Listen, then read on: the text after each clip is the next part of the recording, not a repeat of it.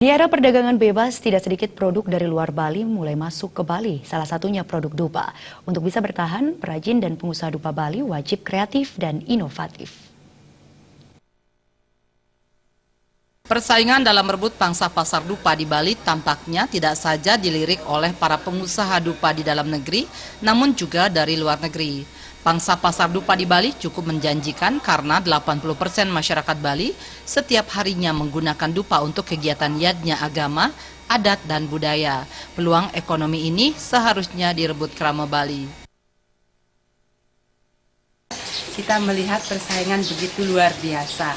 Tetapi sebagai produsen dupa tidak khawatir karena kita ingin menggerakkan mencintai produk lokal Bali. Di mana dari proses pembuatan dupa, dari cara pengemasannya, tenaga kerja yang digunakan, itu yang kita utamakan adalah orang-orang tenaga lokal, di mana penduduk sekitar bisa ikut bekerja sama, ikut berpartisipasi untuk mengembangkan usaha dupa. Melihat persaingan sekarang dengan banyaknya kompetitor seperti ya dupa dari luar daerah, dari luar negeri, sangatlah banyak.